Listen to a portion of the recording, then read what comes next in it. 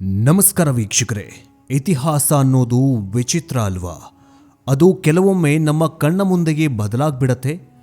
1971 ಈ ಇಸ್ವಿಯನ್ನ ಭಾರತೀಯರಾದ ನಾವು ಯಾವತ್ತೂ ಮರೆಯೋಕ್ಕಾಗಲ್ಲ. ಅದು ಭಾರತದ ಪಾಲಿಗೆ ಸುವರ್ಣಾಕ್ಷರಗಳಲ್ಲಿ ಬರೆದಿಡಬೇಕಾದ ವರ್ಷ. ಅಂದು ನಮ್ಮ ನೆರೆಯ ಪೂರ್ವ ಪಾಕಿಸ್ತಾನದ ಮೇಲೆ, ಅಂದರೆ ಇವತ್ತಿನ ಬಾಂಗ್ಲಾದೇಶದ ಮೇಲೆ ಪಾಕಿಸ್ತಾನದ ಸೇನೆ ಅಟ್ಟಹಾಸದಿಂದ ಮೆರೆದಿತ್ತು, ನರಮೇಧ ನಡೆಸಿತ್ತು. ಅಲ್ಲಿನ ಅಮಾಯಕ ಹೆಣ್ಣು ಮಕ್ಕಳ ಮಾರಣ ಹೋಮ ಆಗಿತ್ತು. ಆಗ ಅವರ ಕಣ್ಣು ಒರೆಸೋಕೆ, ಅವರ ರಕ್ಷಣೆಗೆ ನಿಂತಿದ್ದು ಇದೇ ನಮ್ಮ ಭಾರತ.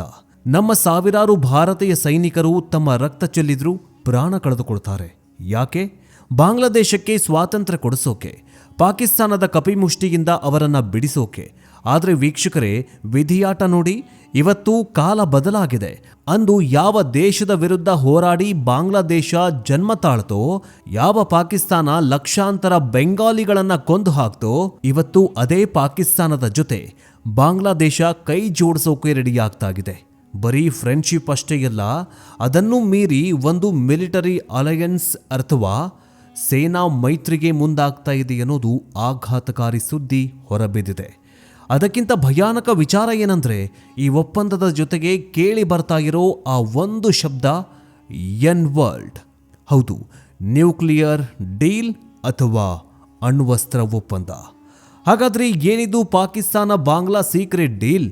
ಇಷ್ಟು ದಿನ ಪಾಕಿಸ್ತಾನ ಮತ್ತು ಚೀನಾದಿಂದ ಮಾತ್ರ ನಮಗೆ ತೊಂದರೆ ಇತ್ತು. ಆದರೆ ಈಗ ನಮ್ಮ ಮಡಿಲಲ್ಲೇ ಇದ್ದ ಬಾಂಗ್ಲಾದೇಶ ಕೂಡ ಶತ್ರುಗಳ ಲಿಸ್ಟ್ ಸೇರ್ತಾ ಇದೆಯಾ? ಭಾರತಕ್ಕೆ ಇನ್ಯಾವತ್ತೂ ಇಲ್ಲದಂತ 3 ಫ್ರಂಟ್ ವಾರ್ ಅಥವಾ 3 ಕಡೆಯಿಂದ ಯುದ್ಧದ ಭೀತಿ ಎದುರಾಗಿದೆಯಾ? ಇದರ ಹಿಂದೆ ಚೀನಾದ ಕುತಂತ್ರ ಏನಾದರೂ ಇದೆಯಾ? ಬನ್ನಿ, ಇವತ್ತಿನ ಈ ವಿಶೇಷ ವಿಡಿಯೋದಲ್ಲಿ ಪಾಕಿಸ್ತಾನ ಬಾಂಗ್ಲಾದೇಶಕ್ಕೆ ನ್ಯೂಕ್ಲಿಯರ್ ಬಾಂಬ್ ಅನ್ನು ಕೊಡ್ತಾ ಇದೆಯಲ್ಲ, ಇದ್ರ ಬಗ್ಗೆ ಎಳೆಯಾಗಿ ಬಿಚ್ಚಿಡ್ತೀವಿ. ಜೊತೆಗೆ ಇದರ ಹಿಂದೆ ಚೀನಾದ ಕೈವಾಡವೂ ಕೂಡ ಇದೆ ಅಂತ ಹೇಳಲಾಗ್ತಾ ಇದೆ. ಇದೆಲ್ಲದರ ಕುರಿತಂತೆ ಮಾಹಿತಿಯನ್ನು ಕೊಡ್ತಾ ಹೋಗ್ತೀವಿ. ಆದರೆ ಅದಕ್ಕಿಂತ ಮುಂಚೆ ನಮಕ್ ಹರಾಮ್ ಕೆಲಸ ಮಾಡಿರುವ ಬಾಂಗ್ಲಾದೇಶ, ಉಂಡ ಮನೆಗೆ ದ್ರೋಹ ಬಗಿತಾ ಇರುವ ಪಾಕಿಸ್ತಾನ, ಇವೆರಡೂ ದೇಶಗಳ ಕುರಿತು ನಿಮ್ಮ ಅನಿಸಿಕೆ ಏನು? ಇವರಿಬ್ಬರಿಗೂ ಕೂಡ ಪಾಠ ಕಲಿಸಬೇಕು ಮೋದಿಯವರು ಅಂತ ಅನಿಸೋದಾದರೆ ಕಮೆಂಟ್ ಮೂಲಕ ತಿಳಿಸಿ. ಬನ್ನಿ ವಿಡಿಯೋವನ್ನು ಶುರು ಮಾಡೋಣ.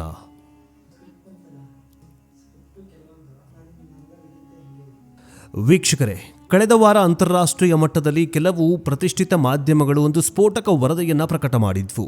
ಈ ವರದಿಗಳ ಪ್ರಕಾರ ಬಾಂಗ್ಲಾದೇಶದ ರಾಜಧಾನಿ ಢಾಕಾದಲ್ಲಿ ಇತ್ತೀಚೆಗೆ ಕೆಲವೊಂದಿಷ್ಟು ಹೈ ವೋಲ್ಟೇಜ್ ಮೀಟಿಂಗ್ಗಳು ನಡೆದಿವೆ.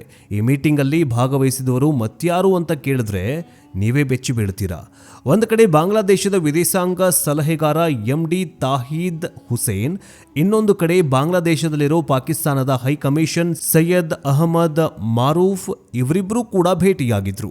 ಇಷ್ಟು ಮಾತ್ರವಲ್ಲ, ಪಾಕಿಸ್ತಾನದ ನೇವಿ ಚೀಫ್ ಅಂದ್ರೆ ನೌಕಾಪಡೆಯ ಮುಖ್ಯಸ್ಥ ಅಡ್ಮಿರಲ್ ನಾವೀದ್ ಅಶ್ರಫ್ ಮತ್ತು ಪಾಕಿಸ್ತಾನದ ಕುಖ್ಯಾತ ISI ಸಂಸ್ಥೆಯ ಮುಖ್ಯಸ್ಥ ಆಸಿಮ್ ಮಲಿಕ್ ಕೂಡ ಬಾಂಗ್ಲಾದೇಶದ ಕಡೆಗೆ ಮುಖ ಮಾಡಿದ್ದಾರೆ.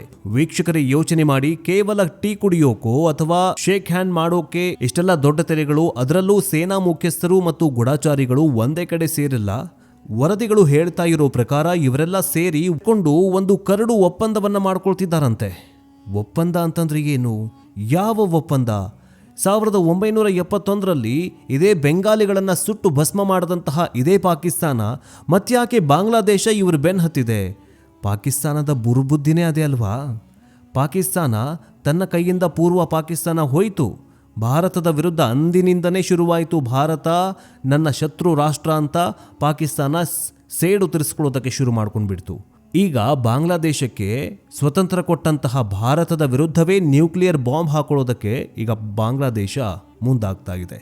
ಅದು ಯಾರ ಜೊತೆ ಸೇರಿಕೊಂಡು? ಪಾಕಿಸ್ತಾನದ ಜೊತೆ ಸೇರಿಕೊಂಡು ಈಗ ಒಂದು ಒಪ್ಪಂದ ಮಾಡಿಕೊಂಡಿದೆ. ಆ ಒಪ್ಪಂದದಲ್ಲಿ ಏನಿದೆ ಅಂತ ನೋಡ್ತಾ ಹೋಗೋದಾದ್ರೆ, ಇಂಟೆಲಿಜೆನ್ಸ್ ಶೇರಿಂಗ್ ಅಂದರೆ ಗುಪ್ತಚರ ಮಾಹಿತಿಯನ್ನು ಹಂಚಿಕೊಳ್ಳಬಹುದು. ಅಂದರೆ ಇಬ್ಬರು ಪಾಕಿಸ್ತಾನ ಮತ್ತು ಬಾಂಗ್ಲಾದೇಶ ತಮ್ಮ ಗುಪ್ತಚರ ಮಾಹಿತಿಯನ್ನು ಹಂಚಿಕೊಳ್ಳುವ ಒಪ್ಪಂದವನ್ನು ಮಾಡಿಕೊಂಡಿವೆ.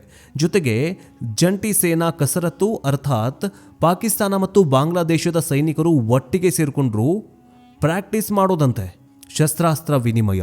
ಬಾಂಗ್ಲಾದೇಶಕ್ಕೆ ಪಾಕಿಸ್ತಾನದಿಂದ ಬಾಂಬ್, ಗನ್ ಮತ್ತು ಕ್ಷಿಪಣಿಗಳನ್ನು ಕೊಡಿಸೋದು.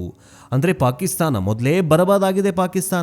ಪಾಕಿಸ್ತಾನದ ಬೆನ್ನು ಬಿದ್ದಿರುವಂತಹ ಈ ಬಾಂಗ್ಲಾದೇಶ ಮತ್ತೇನು ಪಾಪದ ಕೆಲಸ ಮಾಡೋತೋ ಗೊತ್ತಿಲ್ಲ.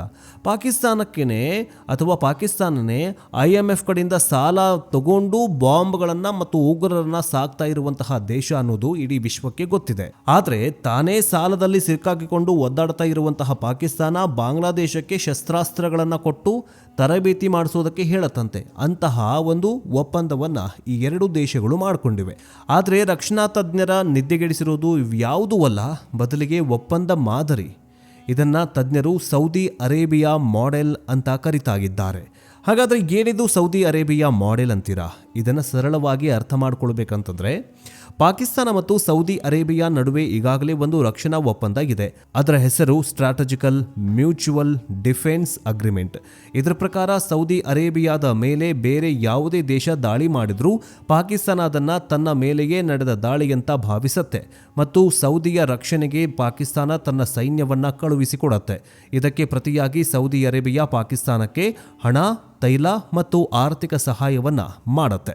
ಈಗ ಸೇಮ್ ಟು ಸೇಮ್ ಎಂತಹದ್ದೇ ಒಪ್ಪಂದ ಬಾಂಗ್ಲಾದೇಶದ ಜೊತೆಗೂ ಕೂಡ ಮಾಡಿಕೊಳ್ತಾಗಿದೆ ಪಾಕಿಸ್ತಾನ ಅಂತ ಹೇಳಲಾಗ್ತಾ ಇದೆ. ಅಂದರೆ attack on one and attack on both. ಅಂದರೆ ನಾಳೆ ಒಂದು ವೇಳೆ ಭಾರತ ಏನಾದರೂ ಅನಿವಾರ್ಯವಾಗಿ ಬಾಂಗ್ಲಾ ಗಡಿಯಲ್ಲಿ ಅಥವಾ ಬಾಂಗ್ಲಾದ ಒಳಗಡೆ ಯಾವುದಾದ್ರೂ ಮಿಲಿಟರಿ ಆ್ಯಕ್ಷನ್ ತಗೊಳ್ಳೋಕೆ ಹೋದರೆ ಪಾಕಿಸ್ತಾನ ನೇರವಾಗಿ ಭಾರತದ ವಿರುದ್ಧ ಯುದ್ಧಕ್ಕೆ ಇಳಿಬಹುದು. ಈ ಒಪ್ಪಂದ ಇನ್ನೂ ಕೂಡ ಫೈನಲ್ ಆಗಿಲ್ಲ, ಡ್ರಾಫ್ಟಿಂಗ್ ಸ್ಟೇಜಲ್ಲೇ ಇದೆಯಂತೆ. ಆದರೆ ಇಂಥ ಒಂದು ಚರ್ಚೆ ನಡೀತಾ ಇರೋದು ಭಾರತಕ್ಕೆ ಡೇಂಜರ್ ಬೆಲ್ ಅಂತಲೇ ಹೇಳಬಹುದು. ಯಾಕಂತಂದರೆ ಪಾಕಿಸ್ತಾನದ ರಾಜಕಾರಣಿಗಳು ಈಗಾಗಲೇ ಬಾಯಿ ಬಿಡೋಕೆ ಶುರು ಮಾಡಿಬಿಟ್ಟಿದ್ದಾರೆ. ನವಾಜ್ ಶರೀಫ್ರಂತಹ ಪಾರ್ಟಿ ಲೀಡರ್ ಒಬ್ಬರು ಬಾಂಗ್ಲಾದೇಶದ ಮೇಲೆ ಭಾರತ ದಾಳಿ ಮಾಡಿದ್ರೆ ಪಾಕಿಸ್ತಾನ ಸುಮ್ಮನೆ ಬಿಡೋದಿಲ್ಲ, ಸುಮ್ಮನೆ ಕೂರೋದಿಲ್ಲ ಅಂತ ಓಪನ್ ಆಗಿ ಹೇಳಿಕೆ ಕೊಟ್ಟಿದ್ದಾನೆ. ಅಂದರೆ ಭಾರತವನ್ನು ಪೂರ್ವ ದಿಕ್ಕಿನಿಂದಲೂ ಕಟ್ಟಿ ಹಾಕೋಕೆ ಪಾಕಿಸ್ತಾನ ಮತ್ತು ಬಾಂಗ್ಲಾದ ಹೊಸ ಸರ್ಕಾರ ಸ್ಕೆಚ್ ಹಾಕ್ತಾ ಇವೆ ಅಂತ ಹೇಳಲಾಗ್ತಾ ಇದೆ. ಈಗ ನ್ಯೂಕ್ಲಿಯರ್ ಅಂಬ್ರೆಲ್ಲಾ ಮತ್ತು ಡರ್ಚಿ ಬಾಂಬ್ ಭೀತಿ, ಅದರ ಬಗ್ಗೆ ನೋಡ್ತಾ ಹೋಗೋದಾದರೆ, ಈಗ ಇದೇ ಅಣ್ವಸ್ತ್ರ ಅಥವಾ ನ್ಯೂಕ್ಲಿಯರ್ ಆ್ಯಂಗಲ್ ಬಗ್ಗೆ ನೋಡ್ತಾ ಹೋಗೋದಾದರೆ, ಜಗತ್ತಿಗೆ ಗೊತ್ತು ಪಾಕಿಸ್ತಾನದ ಹತ್ರ ಅಣು ಬಾಂಬ್ ಇದೆ ಅಂತ. ಭಾರತದ ಹತ್ರನೂ ಇದೆ. ಆದರೆ ಬಾಂಗ್ಲಾದೇಶದ ಹತ್ರ ನ್ಯೂಕ್ಲಿಯರ್ ಅಸ್ತ್ರ ಇಲ್ಲ. ಈಗ ಬರ್ತಾ ಇರೋ ವರದಿಗಳ ಪ್ರಕಾರ ಪಾಕಿಸ್ತಾನ ಬಾಂಗ್ಲಾದೇಶಕ್ಕೆ ನ್ಯೂಕ್ಲಿಯರ್ ಅಂಬ್ರೆಲಾ ಅಥವಾ ಅಣ್ವಸ್ತ್ರದ ಛತ್ರಿಯನ್ನು ಒದಗಿಸೋ ಆಫರ್ ಕೊಡ್ತಾಗಿದೆಯಂತೆ. ಇದರರ್ಥ ಪಾಕಿಸ್ತಾನ ತನ್ನ ಬಾಂಬ್ಗಳನ್ನು ಪಾರ್ಸಲ್ ಮಾಡಿ ಬಾಂಗ್ಲಾದೇಶಕ್ಕೆ ಕಳುಹಿಸಿಕೊಡುತ್ತೆ ಅಂತಲ್ಲ. ಅದು ಅಷ್ಟು ಸುಲಭದ ಮಾತು ಅಲ್ಲ. ಆದರೆ ಎಕ್ಸ್ಟೆಂಡೆಡ್ ಡಿಟೇರೆನ್ಸ್ ಅನ್ನೋ ಕಾನ್ಸೆಪ್ಟ್ನ ಅಡಿಯಲ್ಲಿ ನಮ್ಮ ಮಿತ್ರ ರಾಷ್ಟ್ರವಾದ ಬಾಂಗ್ಲಾಗೆ ಯಾರಾದರೂ ಬೆದರಿಕೆ ಹಾಕಿದ್ರೆ ನಾವು ನಮ್ಮ ಅಣ್ವಸ್ತ್ರ ಬಳಸಿ ಅವರನ್ನು ರಕ್ಷಿಸ್ತೀವಿ ಅಂತ ಪಾಕಿಸ್ತಾನ ಘೋಷಣೆ ಮಾಡಬಹುದು. ಅಥವಾ ಪಾಕಿಸ್ತಾನ ಅಣ್ವಸ್ತ್ರ ಕ್ಷಿಪಣಿಗಳಿಗೆ ಬಾಂಗ್ಲಾದೇಶದಲ್ಲಿ ಜಾಗ ಕೊಡಬಹುದು. ವೀಕ್ಷಕರೇ, ಇದು ತುಂಬ ಸೀರಿಯಸ್ ಮ್ಯಾಟರ್. ಯಾಕಂತಂದರೆ ಪಾಯಿಂಟ್ಸ್ ವೈಸ್ ನೋಡ್ತಾ ಹೋಗಬೇಕಂತಂದರೆ ಡರ್ಚಿ ಬಾಂಬ್ ಭೀತಿ ಇದೆ ಭಾರತಕ್ಕೆ. ಬಾಂಗ್ಲಾದೇಶದಲ್ಲಿ ಈಗ ಸರ್ಕಾರ ವೀಕ್ ಆಗಿದೆ. ಬಾಂಗ್ಲಾದಲ್ಲಿ ಜಮಾತ್ ಎ ಇಸ್ಲಾಮಿ ತರಹದ ಉಗ್ರಗಾಮಿ ಸಂಘಟನೆಗಳು ಪವರ್ಫುಲ್ ಆಗ್ತಾ ಇದ್ದಾವೆ. ಇಂತಹ ಟೈಮಲ್ಲಿ ಪಾಕಿಸ್ತಾನದಿಂದ ಸಿವಿಲಿಯನ್ ಎನರ್ಜಿ ಅಥವಾ ವಿದ್ಯುತ್ ತಯಾರಿಕೆ ಹೆಸರಲ್ಲಿ ಬರೋ ರೇಡಿಯೋ ಆಕ್ಟಿವ್ ಮೆಟೀರಿಯಲ್ ಉಗ್ರರ ಕೈಗೆ ಸಿಕ್ಕರೆ ಏನಾಗತ್ತೆ? ಅವರು ಅದನ್ನು ಬಳಸಿ ಒಂದು ಡರ್ಚ್ ಬಾಂಬ್ ತಯಾರು ಮಾಡಬಹುದು. ಅದು ಬ್ಲಾಸ್ಟ್ ಆದರೆ ನಮ್ಮ ಪಶ್ಚಿಮ ಬಂಗಾಳ ಮತ್ತು ಇಡೀ ಈಶಾನ್ಯ ಭಾರತವೇ ರೇಡಿಯೇಷನ್ ಇಲ್ಲಿವರೆಗೂ ಹರಡುತ್ತೆ. ಇದು ಯುದ್ಧಕ್ಕಿಂತ ಡೇಂಜರಸ್ ಆಗಿರುತ್ತೆ. ಇನ್ನು ಟೆಕ್ನಾಲಜಿ ಸ್ಮಗ್ಲಿಂಗ್ ಮಾಡಬಹುದು. ಪಾಕಿಸ್ತಾನಕ್ಕೆ ನ್ಯೂಕ್ಲಿಯರ್ ಬ್ಲ್ಯಾಕ್ ಮಾರ್ಕೆಟ್ ಅನ್ನೋ ಕೆಟ್ಟ ಹೆಸರಿದೆ. ಪಾಕಿಸ್ತಾನದ ಅಣು ವಿಜ್ಞಾನಿ AQ ಖಾನ್ ದುಡ್ಡಿಗೋಸ್ಕರ ಉತ್ತರ ಕೊರಿಯಾ ಮತ್ತು ಇರಾನ್ಗೆ ಟೆಕ್ನಾಲಜಿ ಮಾರಾಟ ಮಾಡಿದ್ರು. ಈಗ ಪಾಕಿಸ್ತಾನ ಭಿಕಾರಿಯಾಗಿದೆ. ಅವರಿಗೆ ದುಡ್ಡು ಬೇಕು. ಬಾಂಗ್ಲಾದೇಶದ ಹತ್ರ ಅಲ್ಪ ಸ್ವಲ್ಪ ದುಡ್ಡಿದೆ. ನಾಳೆ ಇದೇ ಪಾಕಿಸ್ತಾನ ಬಾಂಗ್ಲಾದೇಶಕ್ಕೂ ಕದ್ದು ಮುಚ್ಚಿ ಟೆಕ್ನಾಲಜಿ ಕೊಟ್ಟರೆ ನಮ್ಮ ಪಕ್ಕದಲ್ಲೇ ಇನ್ನೊಂದು ಅಣ್ವಸ್ತ್ರ ರಾಷ್ಟ್ರ ಹುಟ್ಟಿಕೊಳ್ಳುತ್ತೆ ಅನ್ನುವಂತಹ ಪ್ಲಾನ್ನಲ್ಲಿ ಪಾಕಿಸ್ತಾನ ಆಗಿದೆ. ಇನ್ನು ರಕ್ಷಣಾ ತಜ್ಞರು ಇದನ್ನು 3 ಫ್ರಂಟ್ ವಾರ್ ಸಿನಾರಿಯೋ ಅಂತ ಕರೀತಾಗಿದ್ದಾರೆ. ಇವರೆಲ್ಲರಿಗೂ ನಾವು ಪಾಕಿಸ್ತಾನ ಮತ್ತು ಚೀನಾದ ಬಗ್ಗೆ ಮಾತ್ರ ತಲೆ ಕೆಡಿಸ್ಕೊಂಡಿದ್ವಿ. ಈಗ ಮೂರನೇ ರಂಗವಾಗಿ ಬಾಂಗ್ಲಾದೇಶವು ಕೂಡ ಸೇರ್ಪಡೆಯಾಗ್ತಾ ಇದೆ. ಇದರಿಂದ ಭಾರತಕ್ಕೆ ಅತಿದೊಡ್ಡ ಅಪಾಯ ಇರೋದು ನಮ್ಮ ಸಿಲಿಗುರಿ ಕಾರಿಡಾರ್ ಅಥವಾ ಈಗ ಜನಪ್ರಿಯವಾಗಿರುವಂತಹದ್ದು ಚಿಕನ್ ನೆಕ್ ಅಂತ ಕರೆಯಲ್ಪಡುವ ಜಾಗಕ್ಕೆ. ನಕ್ಷೆಯಲ್ಲಿ ನೋಡಿದ್ರೆ ನಿಮ್ಗೆ ಗೊತ್ತಾಗುತ್ತೆ, ಕೇವಲ 20 ರಿಂದ 22 ಕಿಲೋಮೀಟರ್ ಅಗಲ ಇರೋ ಒಂದು ಕಿರಿದಾದ ಭೂಪ್ರದೇಶ ಕೋಳಿ ಕತ್ತಿನ ಹಾಗಿರೋ ಈ ಜಾಗ ಭಾರತದ ಮುಖ್ಯ ಭೂಭಾಗವನ್ನು ನಮ್ಮ ಈಶಾನ್ಯ ರಾಜ್ಯಗಳಾಗಿರೋ ಅಸ್ಸಾಂ, ಮಣಿಪುರ್, ನಾಗಾಲ್ಯಾಂಡ್, ಅರುಣಾಚಲ ಪ್ರದೇಶ, ತ್ರಿಪುರಾ, ಮೇಘಾಲಯ, ಮಿಜೋರಾಂ ಜೊತೆ ಕನೆಕ್ಟ್ ಮಾಡುತ್ತೆ. ಒಂದು ವೇಳೆ ಯುದ್ಧದ ಟೈಮಲ್ಲಿ ಚೀನಾ ಮೇಲ್ಗಡೆಯಿಂದ ಮತ್ತು ಬಾಂಗ್ಲಾದೇಶ ಕೆಳಗಡೆಯಿಂದ ಈ ಜಾಗದ ಮೇಲೆ ಅಟ್ಯಾಕ್ ಮಾಡಿದ್ರೆ ಭಾರತ ಈ ಲಿಂಕನ್ನು ಉಳಿಸ್ಕೊಳ್ಳೋದಕ್ಕೆ ತನ್ನೆಲ್ಲ ಶಕ್ತಿಯನ್ನ ಹಾಕಬೇಕಾಗತ್ತೆ. ಏನಾದರೂ ಸ್ವಲ್ಪ ಎಡವಿದ್ರೂ ಕೂಡ ಇಡೀ ಈಶಾನ್ಯ ಭಾರತಕ್ಕೆ ಸಂಪರ್ಕ ಕಟ್ಟಾಗಿ ಹೋಗೋ ಅಪಾಯ ಇದೆ. ಇಷ್ಟು ದಿನ ಶೇಖ್ ಹಸೀನಾ ಅವರು ಪ್ರಧಾನಿಯಾಗಿದ್ದಾಗ ಭಾರತ ನಿಶ್ಚಿಂತವಾಗಿತ್ತು. ಆದರೆ ಈಗ ಅಲ್ಲಿರೋ ಸರ್ಕಾರ ಪಾಕಿಸ್ತಾನದ ಮತ್ತು ಚೀನಾದ ಕೈಗೊಂಬೆಯಾಗಿದೆ. ಬಾಂಗ್ಲಾದೇಶದ ಮಣ್ಣನ್ನ ಭಾರತದ ವಿರುದ್ಧ ಬಳಸೋಕೆ ISIಗೆ ಪರ್ಮಿಷನ್ ಸಿಕ್ಕರೆ ಸಿಲಿಗುರಿ ಕಾರಿಡಾರ್ ತುಂಬಾ ಅಪಾಯಕ್ಕೆ ಸಿಲುಕಿಕೊಳ್ಳಲಿದೆ. ನೆಕ್ಸ್ಟ್ ಸಮುದ್ರದ ಕಡೆ ಬರೋದಾದ್ರೆ ಬಂಗಾಳ ಕೊಲ್ಲಿ ಅಥವಾ ಬೇ ಆಫ್ ಬಂಗಾಲ್. ಇಷ್ಟು ದಿನ ಇಲ್ಲಿ ಭಾರತದ ಟೋಟಲ್ ಕಂಟ್ರೋಲ್ ಇತ್ತು. ಪಾಕಿಸ್ತಾನದ ಯಾವುದೇ ಹಡಗು ಬಾಂಗ್ಲಾದೇಶಕ್ಕೆ ಹೋಗಬೇಕು ಅಂದ್ರೆ ಅದು ಶ್ರೀಲಂಕಾನೋ ಅಥವಾ ಸಿಂಗಾಪುರ್ ರೂಟ್ ಮೂಲಕ ಸುತ್ತಿ ಬಳಸಿ ಹೋಗಬೇಕಾಗಿತ್ತು. ಅಲ್ಲಿ ಚೆಕಿಂಗ್ ಆಗ್ತಾ ಇತ್ತು. ಸೊ ನಮಗೆ ಗೊತ್ತಿತ್ತು ಅಲ್ಲಿ ಏನೂ ಕೂಡ ಹೋಗ್ತಿಲ್ಲ ಅಂತ. ಆದರೆ ವೀಕ್ಷಕರೇ, ಇತಿಹಾಸದಲ್ಲೇ ಮೊದಲ ಬಾರಿಗೆ ಕರಾಚಿಯಿಂದ ಡೈರೆಕ್ಟ್ ಆಗಿ ಬಾಂಗ್ಲಾದೇಶದ ಚಿತ್ತಗಾಂಗ್ ಪೋರ್ಟ್ಗೆ ಪಾಕಿಸ್ತಾನದ ಹಡಗು ಬಂದಿದೆ. No checking, no restriction. ಆ ಹಡಗಲ್ಲಿ ಅಕ್ಕಿ ಬೆಳೆ ಇದೆಯೋ ಅಥವಾ ಬಾಂಬ್ಗಳೋ ಅಥವಾ ಸ್ಫೋಟಕಗಳನ್ನು ತುಂಬಿಕೊಂಡು ಈ ಬಾಂಗ್ಲಾದೇಶಕ್ಕೆ ಬಂದಿದೆಯೋ ಗೊತ್ತಿಲ್ಲ. ಈಗಾಗಲೇ ಚೀನಾ ಅಲ್ಲಿ ಕಾಲು ಊರಿದೆ. ಈಗ ಪಾಕಿಸ್ತಾನದ ನೇವಿ ಕೂಡ ಸೇರಿದ್ರೆ ನಮ್ಮದೇ ಸಮುದ್ರದಲ್ಲಿ ನಮ್ಮ ಹಡಗುಗಳ ಓಡಾಟಕ್ಕೆ ಕಷ್ಟ ಆಗಬಹುದು. ನಮ್ಮ ವಿಶಾಖಪಟ್ಟಣಂ, ಚೆನ್ನೈ ಮತ್ತು ಕೋಲ್ಕತ್ತಾ ಪೋರ್ಟ್ಗಳು ಕೂಡ ಡೇಂಜರ್ ಝೋನ್ಗೆ ಬರ್ತವೆ. ಈ ಪಾಕ್ ಬಾಂಗ್ಲಾ ಲವ್ ಸ್ಟೋರಿಯ ಹಿಂದೆ ಇರೋದು ಚೀನಾ ಅನ್ನೋದು ಎಲ್ರಿಗೂ ಕೂಡ ಗೊತ್ತಾಗಿದೆ. ಈಗ ಇಡೀ ಸ್ಕೆಚ್ನ ಮಾಸ್ಟರ್ ಮೈಂಡ್ ಚೀನಾ. ಯಾಕಂದ್ರೆ ಪಾಕಿಸ್ತಾನ ಮತ್ತು ಬಾಂಗ್ಲಾದೇಶ ಎರಡೂ ಕೂಡ ಸಾಲಕ್ಕಾಗಿ ಚೀನಾ ಒಂದೇ ಕೈ ಚಾಚೋ ರಾಷ್ಟ್ರಗಳು. ಬಾಂಗ್ಲಾಗೆ ಅತಿ ಹೆಚ್ಚು ಶಸ್ತ್ರಾಸ್ತ್ರ ಕೊಡೋದೇ ಚೀನಾ. ಭಾರತವನ್ನು ಸುತ್ತುವರಿಯೋಕೆ ಚೀನಾ ಮಾಡ್ತಾ ಇರೋ ಸ್ಟಿಂಗ್ ಆಫ್ ಪರ್ಲ್ಸ್ ಸ್ಟ್ರಾಟಜಿಗೆ ಈ ಪಾಕ್ ಬಾಂಗ್ಲಾ ಡೀಲ್ ಸೇರ್ಪಡೆ ಆಗ್ತಾ ಇದೆ. ಚೀನಾ ನೇರವಾಗಿ ಯುದ್ಧಕ್ಕೆ ಬಂದರೆ ಭಾರತ ವ್ಯಾಪಾರ ನಿಲ್ಲಿಸತ್ತೆ, ಅಮೆರಿಕದ ಜೊತೆ ಸೇರಿಕೊಳ್ಳುತ್ತೆ ಅನ್ನೋ ಭಯ ಚೀನಾಗೂ ಇದೆ.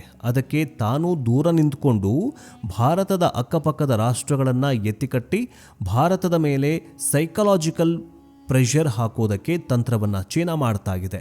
ಇನ್ನು ಪರಿಸ್ಥಿತಿ ಗಂಭೀರವಾಗಿದೆ ನಿಜ. ಹಾಗಂತ ಭಾರತ ಸುಮ್ಮನೆ ಕೂತಿಲ್ಲ. ರಕ್ಷಣಾ ತಜ್ಞರ ಪ್ರಕಾರ ಭಾರತ ತಕ್ಷಣ ಈ ಕೆಲಸಗಳನ್ನು ಮಾಡ್ತಾ ಇದೆ ಅಂತಲೇ ಹೇಳಬಹುದು. ಸಿಲಿಗುರಿ ಕಾರಿಡಾರ್ ರಕ್ಷಣೆ ಮಾಡಿಕೊಳ್ಳೋದಕ್ಕೆ ಭಾರತ ಸರ್ವಸನ್ನದ್ಧವಾಗಿದೆ. ಇಲ್ಲಿ ಸೇನೆಯನ್ನು ಇನ್ನಷ್ಟು ಗಟ್ಟಿ ಮಾಡಬೇಕು, ಅಲ್ಲಿಗೆ ಪರ್ಯಾಯ ಮಾರ್ಗಗಳನ್ನು ಹುಡುಕೊಳ್ಬೇಕು. ಈಗಾಗಲೇ ಭಾರತ ಆ ನಿಟ್ಟಿನಲ್ಲಿ ಕೆಲಸ ಮಾಡ್ತಾ ಇದೆ. ನಮ್ಮ ಲೇಟೆಸ್ಟ್ ಆದ ರಫೇಲ್ ವಿಮಾನಗಳು S-400 ಕ್ಷಿಪಣಿ ವ್ಯವಸ್ಥೆಯನ್ನು ನಾವು ಈ ಭಾಗದಲ್ಲಿ ನಿಯೋಜನೆ ಮಾಡ್ತಾ ಇದ್ದೀವಿ. ಇನ್ನು ನೇವಲ್ ಪವರ್, ಬಂಗಾಳ ಕೊಲ್ಲಿಯಲ್ಲಿ ನಮ್ಮ ನೌಕಾಪಡೆ ಅಂದರೆ ನೇವಿ ನಮ್ಮ ಕೋಸ್ಟ್ ಗಾರ್ಡ್ ಕಣ್ಗಾವಲನ್ನು ಹೆಚ್ಚು ಮಾಡಬಹುದು. ಸ್ಯಾಟಲೈಟ್ ಮೂಲಕ 24 ಗಂಟೆ ನಿಗಾ ಇಡಬೇಕು. ಇನ್ನು ರಾಜತಾಂತ್ರಿಕ ಒತ್ತಡ, ಕೇವಲ ಬಂದೂಕು ಮಾತ್ರ ಯುದ್ಧಕ್ಕೆ ಅಥವಾ ಈ ಜಗಳಕ್ಕೆ ಉತ್ತರವಲ್ಲ.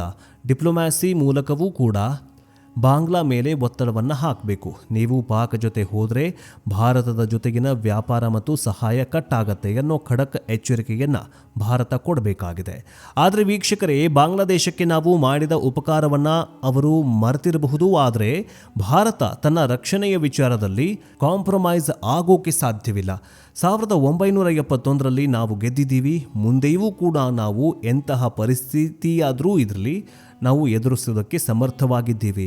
ಆದರೆ ನಮ್ಮ ಮನೆ ಪಕ್ಕದಲ್ಲಿಯೇ ಹಾವುಗಳು ಸೇರಿಕೊಳ್ತಾ ಇರುವಾಗ ನಾವು ಹೆಚ್ಚು ಎಚ್ಚರದಿಂದ ಇರಬೇಕಾಗತ್ತೆ ಅಷ್ಟೇ. ಈ ಬೆಳವಣಿಗೆ ಬಗ್ಗೆ ನಿಮಗೇನನ್ಸುತ್ತೆ? ಭಾರತ ಬಾಂಗ್ಲಾದೇಶ ವಿರುದ್ಧ ಕಠಿಣ ಕ್ರಮ ಕೈಗೊಳ್ಳಬೇಕಾ? ಯಾಕಂತಂದರೆ ಪಾಕಿಸ್ತಾನಕ್ಕೆ ಇನ್ನೂ ಬುದ್ಧಿ ಬಂದಿಲ್ಲ. ಯಾಕಂತಂದರೆ ಅವಕ್ಕೆ ಜಮ್ಮು ಕಾಶ್ಮೀರದಿಂದ ನುಸುಳೋದಕ್ಕೆ ಸಾಧ್ಯವಾಗ್ತಾ ಇಲ್ಲ. ಹೀಗಾಗಿ ಬಾಂಗ್ಲಾದ ಮೂಲಕ ಭಾರತವನ್ನು ಎಂಟ್ರಿ ಕೊಟ್ಟು ಇಲ್ಲಿ ವಿಧ್ವಂಸಕ ಕೃತ್ಯಗಳನ್ನು ಎಸಗೋದಕ್ಕೆ ಪಾಕಿಸ್ತಾನ ಪ್ಲಾನ್ ಮಾಡಿಕೊಂಡಿದೆ. ಈಗ ಪ್ರಧಾನಿ ನರೇಂದ್ರ ಮೋದಿಯವರು ಪಾಕಿಸ್ತಾನಕ್ಕೂ ಬುದ್ಧಿ ಕಲಿಸಬೇಕು, ಬಾಂಗ್ಲಾದೇಶಕ್ಕೂ ಬುದ್ಧಿ ಕಲಿಸಬೇಕು. ಕೇಂದ್ರ ಸರ್ಕಾರ ಯಾವ ನಿರ್ಧಾರವನ್ನು ತೆಗೆದುಕೊಳ್ಳುತ್ತೆ ಕಾದು ನೋಡಬೇಕು. ಇದರ ಬಗ್ಗೆ ನಿಮಗೇನನ್ಸುತ್ತೆ ಕಮೆಂಟ್ ಮೂಲಕ ತಿಳಿಸಿ. ನೆಕ್ಸ್ಟ್ ಅಪ್ಡೇಟ್ನೊಂದಿಗೆ ಬೇಗ ವಾಪಸ್ ಬರ್ತೀವಿ. ನೋಡ್ತಾ ಇರಿ ಡಿಜಿಟಲ್ ನ್ಯೂಸ್ ಕನ್ನಡ. ಜೈ ಹಿಂದ್, ಜೈ ಕರ್ನಾಟಕ, ವಂದೇ ಮಾತರಂ.